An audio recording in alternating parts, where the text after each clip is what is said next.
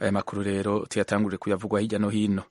Perezida w'Ubufaransa Emmanuel Macron yanase gufata ibipimo vy'Uburusiya vya COVID-19 igihe yasabwa kubikoresha ashitse mu Burusiya agiye kuraba Perezida Vladimir Putin muri iyi ndwi. Inkuru dushikirizwa na mugenzi wacu Eugenie Mukankusi. Amakuru yaturutse ahantu habiri mu begereye Macron yabwiye ibiro ntaramakuru byo mu Bwongereza Reuters ko Perezida Macron yanze ibyo bipimo kugira ngo Uburusiya butamwiba ADN, utunyabugingo twibanze tugena imiterere y'umuntu. Byatumye Perezida w'Ubufaransa wari mu ruzinduko ashyirwa kure y'umuyobozi w'Uburusiya mu biganiro birebire bagiranye kuri Ukraine i Moscow ku itariki ya 7 ku kwezi kwa mbere. Bafotowe umwe ari ku ruhande rumwe rw'ameza maremare cyane, undi ari ku rundi. Ibyo ku mbuga nkoranyambaga hari ababifashe nk'urwenya babishakira ibisobanuro ubwabo. Abo barimo abadiplomate bavuze ko Putin yaba abyifashisha kugira ngo atange ubutumwa. Umuvugizi w'Uburusiya Dmitry Peskov yemeje ko Macron yanze gupimwa kandi ko Uburusiya nta kibazo bubifiteho, ariko ko bisobanuye ko hagombaga intera ya metero 6 uvuye aho Putin yicaye mu rwego rwo kurinda ubuzima bw'uyu muyobozi w'Uburusiya. Andi makuru avuga ko abari hafi ya Macron bavuze ko yashimangiye ko yafashwe igipimo cya PCR cy'Ubufaransa mbere yo guhaguruka n'ikindi gipimo cy'ubundi bwoko yafashwe n'umuganga we amaze kugera mu Burusiya. Urakoze Eugenie. Igitigiri cy'abahitanywe n'igihuhusi ciswe Batsirai muri Madagascar kimaze kugera ku bantu 111. Ni inkuru n'ubundi dushikirizwa na mugenzi wacu Eugenie Mukankusi. Uwo mubare wazamutse uyu munsi kwa gatanu uvuye kuri 92 bari batangajwe mu ntangiriro z'iki cyumweru nk'uko ibiro bya leta bishinzwe ibiza bibivuga. Iyo serwakira yibasiye ikirwa cyo mu nyanja y'Ubuhinde kwa gatandatu ikubita ibice byegereye inkombe y'amajyaruguru burasirazuba mbere yo kugabanya umurego mu ijoro ryo ku cyumweru. Ikigo gishinzwe ibiza cyavuze ko abantu 87 bapfuye mu karere kamwe mu ntara ya Ikongo iherereye mu majyepfo y'uburasirazuba bwa Madagascar. Ibyo biro mu ntangiriro z'iki cyumweru byari byavuze ko bagikusanya amakuru ku byabaye aho Ikongo. Batsirai yabaye serwakira ya kabiri ishegeshe Madagascar mu byumweru bibiri gusa nyuma y'iyiswe Ana yatwaye ubuzima bw'abantu 55 igakura mu byabo ibihumbi 130 mu duce dutandukanye tw'igihugu kure mu majyaruguru. Ikirwa cya Madagascar gituwe n'abantu hafi miliyoni 30 cyari gisanganywe ibibazo by'ibiribwa byabaye bike mu majyepfo. Ibyo bikaba byaraturutse ku mapfakaze yamaze igihe. Tugushimire Eugenie. Perezida Joe Biden wa Leta Zunze Ubumwe za Amerika yafashe icyemezo cyo kurekura amatungo ya Afghanistan yafatiriwe na Leta Zunze Ubumwe za Amerika. Thomas Kamirindi araduha ibindi kuri iyi nkuru. Afghanistan ifite umutungo wayo bwite uruta amadolari miliyari 9 wafatiriwe n'amahanga abatalibani bamaze kugaruka ku butegetsi mu kwezi kwa 8 gushize. Miliyari 7 ziri mu mabanki n'ibigo by'imari bitandukanye muri Leta Zunze Ubumwe za Amerika, andi afungiye ahanini mu Budage, mu Busuwisi no muri Emira z'Abarabu Zunze Ubumwe. Perezida Biden yemeje ko 1/2 cyari muri Amerika, ni ukuvuga amadolari miliyari 3.5 agomba gusubira muri banki nkuru ya Afghanistan kugira ngo agoboke abaturage bugarijwe n'ubukene buteye isoni nk'uko Loni n'imiryango y'ubutabazi babivuga. Andi miliyari 3.5 asigaye agomba kuguma muri Leta Zunze Ubumwe za Amerika kubera inkurikizi z'ibitero by'iterabwoba byo ku itariki ya 11 y'ukwezi kwa 9 2011 ziri mu nkiko muri Amerika. Koko rero imwe mu miryango y'abazize ibi bitero yaregeye impozamarira, bavuga ko Afghanistani ariyo igomba kuzishyura kuko yari icumbikiye umukuru wa Al-Qaeda Osama bin Laden wabigabye. Dushimire bagenzi bacu Eugenie Mukankusi na Thomas Kamirindi ku makuru baje kudushikiriza. Muri ko mubandanya kumviriza Radio Ijwi ry'Amerika isamira niri Washington DC mu Kirundi no mu Kinyarwanda. Mu kanya makuru yo mu karere k'ibiyaga vya Afrika y'ibiyaga binini.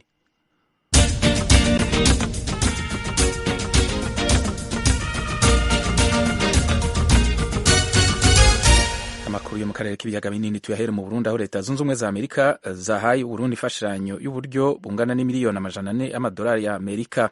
Iyo mfashanyo izokoreshwa mu kiringo c'imyaka 5 mu bisata vy'indero, amagara n'ibindi. Inkuru ya mugenzi wacu Pierre Claver niyo nkuru ari Kigali mu Rwanda. Leta y'u Burundi irashima ko ico gihugu casubiye kwizegwa n'amakungu mu kuronswa imfashanyo n'abari baragifatiye ibihano mu myaka 6 iheze. Kuri uyu wa gatanu userukira Leta Zunze Ubumwe za Amerika mu Burundi ari kumwe n'umushikiranganje w'imigenderanire n'amakungu bateye umukono ku mfashanyo itanzwe na Amerika y'amadolari miliyoni 400. Umushikiranganje Albert Shingiro arashima iyo mfashanyo. duhejeje gushirako umukono amasezerano agamije gufasha Uburundi mu bikorwa vy'iterambere rirama. Ni imfashanyo nini cyane ingana hafi miliyoni $400 z'amadolari y'abanyamerika. Mwumva ko ari amahera menshi cyane ku myaka ishika 5. Azodufasha cyane cyane mu bisata binyuranye nk'ibisata vy'indero, ibisata vy'amagara y'abantu, ibisata gihindagurika ry'ibihe hamwe n'ibisata bijanye n'intwari ibereye n'ibindi. Userukira leta zunze ubumwe za Amerika umufasoni Melanie Harris Higgins nawe yemeje ko imigenderanire yasubiye kunaguka hagati y'ivyo bihugu bibiri. Ku rubuga rwa Twitter rw'ubuserukizi yasiguye ko igihugu ciwe casubiye kwizera Uburundi kubera iyo mfashanyo. Yongeye ko n'ikigega ca Amerika kijejwe iterambere USAID bagiye kuguma hafi y'Uburundi mu guteza imbere cane cane ibisata vy'ubutunzi, agateka kazina muntu, amagara y'abantu no gutabara imbabare. Iyo mfashanyo niyo ya mbere nini kandi itanzwe inyuma y'amezi 3 gusa ico gihugu ca rutura gikuye ibihano ku Burundi vyari bimaze imyaka irenga 6. Mu gukuraho ivyo bihano, Perezida wa Amerika Joe Biden yasiguye mu kwezi kwa11 umwaka uheze ko ibintu vyahindutse mu Burundi kandi ko intwari ibereye, agateka kazina muntu n'umutekano bisigaye vyifashe neza. Aha niho umushikiranganje w'imigenderanire yafatiye mu kubwira abamenyesha makuru inyuma y'ico gikorwa cyo gutera umukono ku masezerano kw'inyuma y'ibihano Amerika igarukanye inguvu. Mukabona yuko ico gihugu gice kinyaruka kugira ngo dushire umukono ko y'amasezerano agamije gufasha Burundi wijanye n'iterambere rirama, iterambere kandi rihagaze ku bene gihugu. Murumva rero yuko imigenderanire hagati y'u Burundi n'igihugu ca Amerika igomba itangure kandi kunaguka imbere nkuko yahora mbere yongere itsimbatari gusumba. Siyo ya nyuma nandi masezerano misi y'imbere tugiye kwashira ku mukono kugira ngo imigenderanire igomba itsimbatara hagati y'ibihugu vyacu. Kuva Amerika ikuye ibihano ku Burundi n'umuryango w'ubumwe bwa Buraya waciye ubikuraho kuri yendwi, ndetse umukuru w'igihugu c'u Burundi kuri uyu wa gatanu akaba yakiriye mu biro iwe abaseruka ibihugu vya Buraya bari bamuzaniye urwandiko rugaragaza icese ko ivyo bihano vyakuweho. Perezida Evariste Ndayishimiye yemereye abo baseruka ibihugu vya Buraya ko imigenderanire igiye kuba myiza. Yaboneyeho n'akaryo ko gushimira Amerika kuri iyo mfashanyo.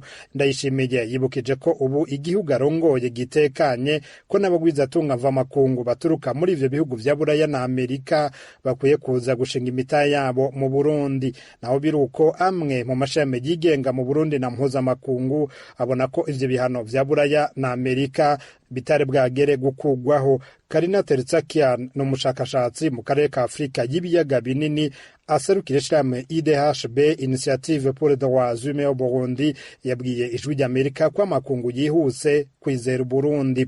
Cette décision semble déconnectée de la réalité au Burundi et pourrait donner l'impression que ati izo ngingo zisa nk'uko zidafatiye ku biriko biraba ku rubuga mu Burundi, zikerekana kandi ko ivyo bihugu n'amakungu vyoba bitabona ihonyangwa rikabije ry'agateka kazina muntu girirwa riraba.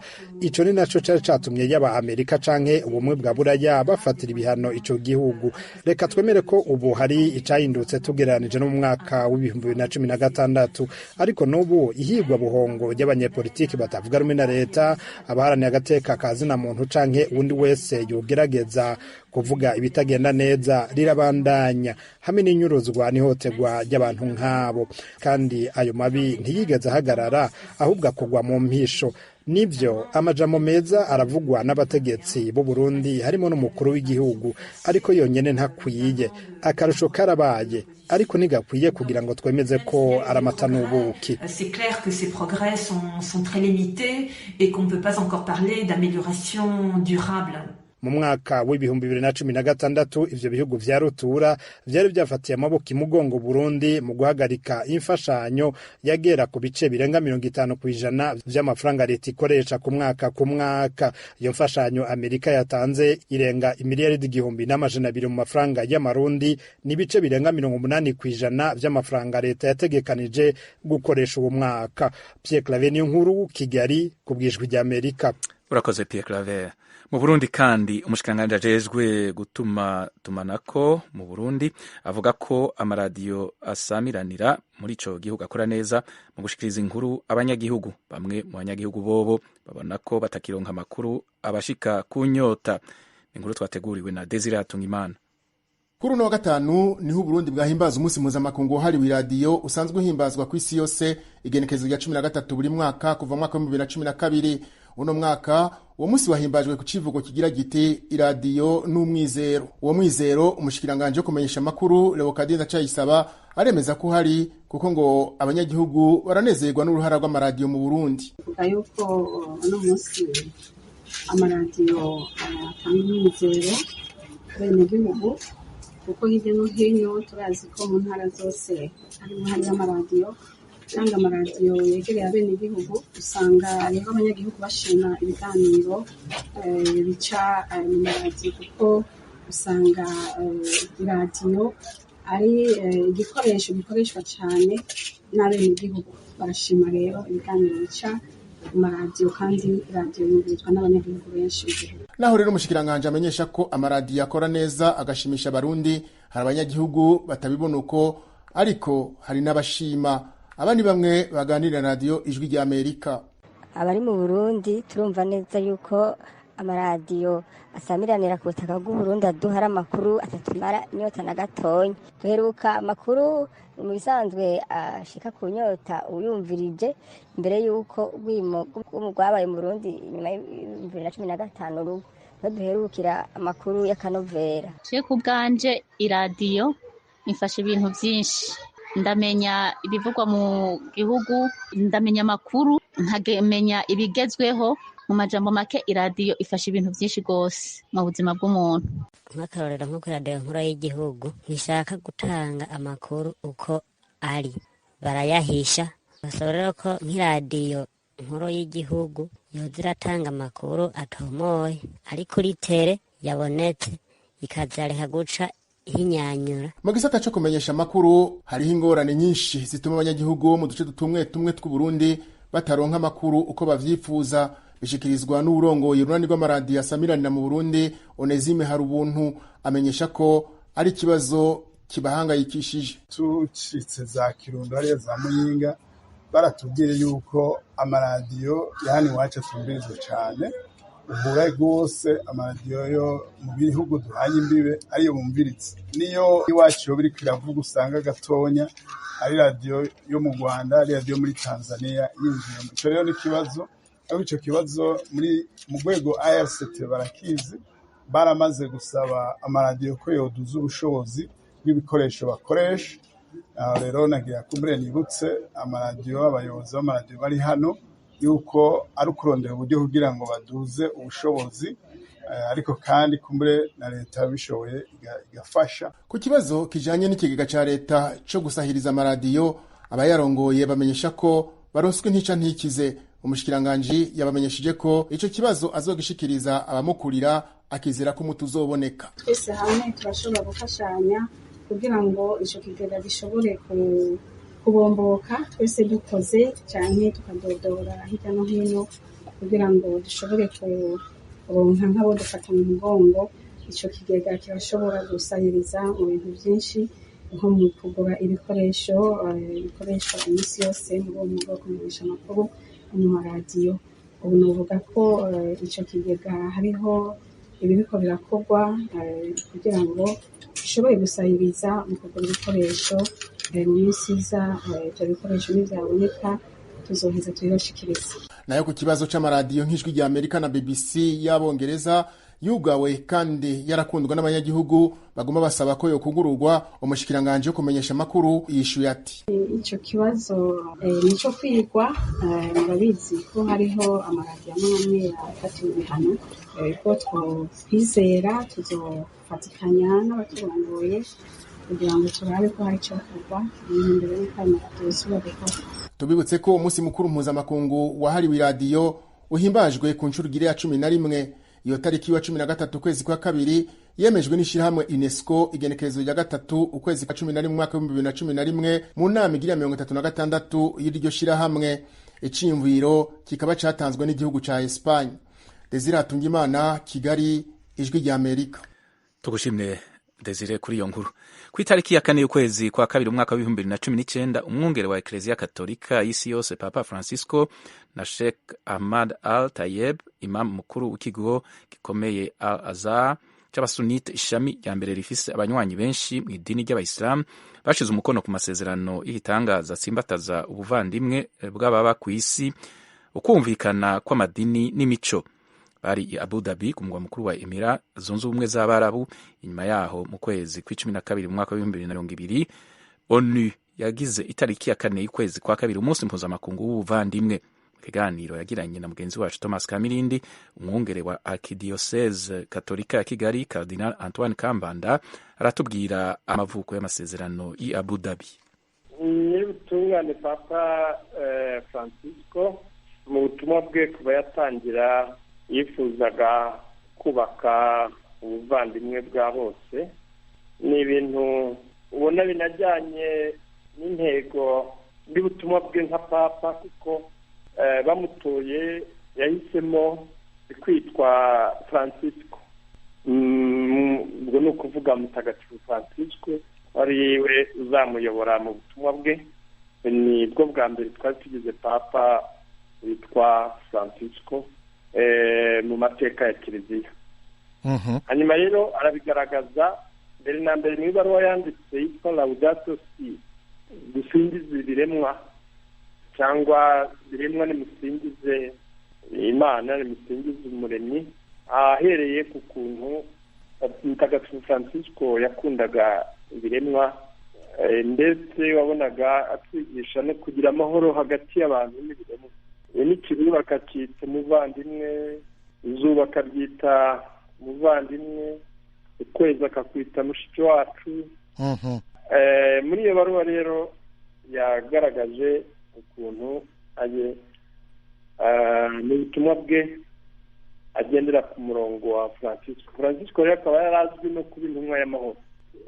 Francisco Mutagatifu yigeze guhaguruka ajya gusura sultani igihe abakristo bajyaga bagerageza kwinjira muri biriya bihugu by'abayisilamu, kwicwa bakatotezwa. Hanyuma aza kwiyemeza guhaguruka akajyayo. Ubwo yagiye mu Misiri asura sultani Malik El Kamil buhashize imyaka 800. Icyo yagenderagaho yaravugaga ati, yewe nemera Imana, kandi Imana ni urukundo. Buri muntu yaremye wese yamuremye mu rukundo imukunda. Nanjye rero ndamubona nk'umwana w'Imana ikunda, nubwo wenda yaba atanyumva, anyeka ko nshaka kumugirira nabi, yewe mwereke ko mukunda kuko ari umwana w'Imana. Ni muri urwo rugero rero na Papa yahagurutse akajya gusura uriya imamu mukuru Ahmed Al-Tayeb, atekereza urwo rugero rwa Mutagatifu Francisco, anashingiye kuko n'uyu imamu mukuru Ahmed ni umuntu nawe wari ufite iyo nyota, wemera Imana. Mu magambo ye agira ati, abantu bose baremwe banganya agaciro kandi banganya uburenganzira, ku buryo duhamagariwe kubana nk'abavandimwe hagati yacu. Aza gusanga rero yari n'umuntu nyine nawe ufite iyo nyota, aricyo cyifuzo. Ubwo yahagurukaga rero akajya kumusura Abu Dhabi, bakagirana n'aya masezerano, baranahoberana ikimenyetso, ariko cyane cyane aya masezerano bagiranye. Ubu se aya masezerano amaze imyaka 2, nk'aha ngaha mu Rwanda mubona amaze gutera iyihe ntambwe? Mbese yashyirwa mu bikorwa gute? Aya masezerano ndanayafite hano mu Cyarabu no mu Gitaliyani. Ambasaderi wa Emira zunze ubumwe uri hano i Kigali yaje kunsura, nzanira na kopi yayo ndayifite. Turanaganira, nanjye muha inyandiko ya Papa yitwa twese turi abavandimwe, Fratelli Tutti, nayo Papa yanditse. Ni naho nakuraga aya makuru y'ukuntu yagiyeyo n'ukuntu bifitanye isano na Mutagatifu Francisco wa Asizi. Yego. Nanjye ndayimuha kuko niba ari yanditse nyuma y'aya masezerano, noneho abwira abakristo Gatolika ibyo amasezerano bagiranye dusaba twese kurushaho kwimikaza ubuvandimwe bwa bose. ubwo rero ni ukuvuga ngo na hano mu Rwanda biduha isomo rikomeye cyane, kuko uzi ukuntu amateka yacu yaranzwe n'amacakubiri kugeza ku makimbirane akomeye, intambara n'ubuhunzi, kugeza no kuri jenoside. tukaba turi mu rugendo rwo kwiyunga kugira ngo twubake ubwo buvandimwe. ari rero aya masezerano yagiranye na imamu mukuru Ahmed, ari n'inyandiko ya papa, turabisoma kandi biragenda biduha urumuri. tukongeraho n'uko ubu ngubu turi mu rugendo rwa sinode aho dusabwa gutega amatwi buri wese hagati yacu, kugira ngo buri muntu dusangize uko yumva icyakubaka umuryango w'abakirisitu, umuryango w'abanyarwanda n'umuryango w'abantu, ndetse n'abo mu yandi madini nabo dutumwe kubatega amatwi. wese mwebwe mutubona mute, ni hehe tubabangamira, ese twakora iki kugira ngo twubake ubuvandimwe, kuko mu mibanire yacu n'andi madini turafatanya mu byo duhuje, tukubahana mu byo tudahuje, ubundi tukagira urukundo muri byose. ni umurongo rero udufasha kandi waziziye tuwukeneye nka kiliziya mu Rwanda ndetse n'umuryango w'abanyarwanda. Votre Eminence, mwavuze ngo ambasaderi wa Emira ziyunze z'Abarabu ziyunze yabazaniye kopi y'ayo masezerano. byaba bivuze se yuko icyo gihugu ari cyo ubu ngubu twakwita nk'umurwa mukuru w'amasezerano nyir'ubutungane Papa Francisco na Imam mukuru wa Al-Azhar bashyizeho umukono? twavuga ko ari icyicaro gikuru cy'ayo masezerano? niko navuga, kuko urumva mu Barabu Imam mukuru niwe wagaragaje icyo cyifuzo kandi agihuriyeho na Papa, ari naryo shingiro ry'aya masezerano yo kubaka ubuvandimwe bw'abantu bose. ndetse ambasaderi yambwiraga yuko Abu Dhabi bari mu kubaka ikigo cyangwa centre, ntabwo nzi ko iteye, aho bene Aburahamu, ni ukuvuga abayahudi, abayisilamu n'abakirisitu bashobora guhurira kuri uwo mubyeyi Aburahamu, bose bubaha biyibonamo. urumva ni bya bindi by'uko ikiduhuza, icyo duhuje, nicyo duhuje turafatanya. noneho rero ubwo hakabaho no kubahana mu byo tudahuje, birumvikana. ikindi gikomeye muri aya masezerano, kubaka ubuvandimwe bw'abantu bose. ibyo rero bikavuga ubworoherane, amahoro, ubutabera, ari byo bibyara kubana kivandimwe. amasezerano agaruka cyane cyane ku ndangagaciro z'ubumuntu duhuje. hariho umuryango, kubaka no kurinda umuryango, kuko ari wo urera umwana ukamuremamo cyangwa ukamutoza indangagaciro zituma ashobora kuba umuntu wumva ubuvandimwe bw'abantu. ikindi ni uko umuntu nyine wumva ubuvandimwe bw'abantu bose ntabwo yakwirengagiza umuntu ubabara, abakene, abababaye, impunzi, imfubyi, abasaza, abana nabo bakeneye kurindwa.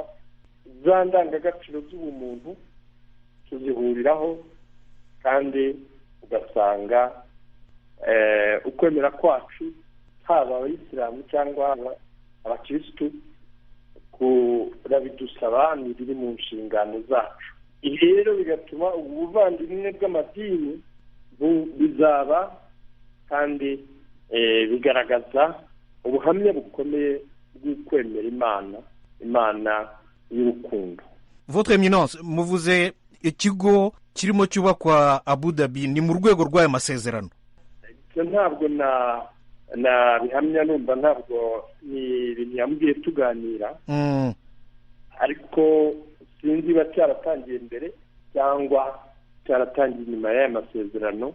Ariko ikigaragara ni uko ni umuyobozi ufite nawe intego yo kugera ku buvandimwe bw'abantu bose, nubwo baba hari ibyo badahuje, ariko bakaba babana mu mahoro, mu bwubahane no mu buvandimwe, bahuza n'iby'indangagaciro, cyane cyane ko avuga ati kuri iyi si dusangiye ibyishimo byagezweho, siyanse na tekinoloji tumaze kutugezaho twese turabyishimira, nubwo nanone ari naho agaruka ku bakene n'abababaye, gukora ku buryo bitaranganywa, buri umwe akagira ubuzima bwisanzuye. Ariko ni ukuvuga ngo ibyagezweho byiza turabyishimira, ariko n'ububabare iyo bubaye, intambara, intwaro za kirimbuzi dutinya, twese biratubabaza.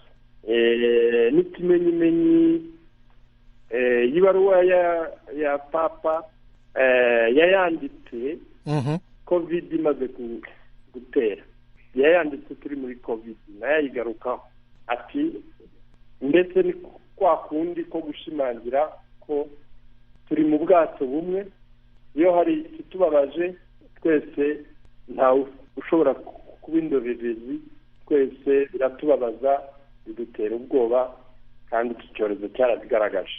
Ariko n'ibyishimo twese biradushimisha ibyiza tugezeho ku isi.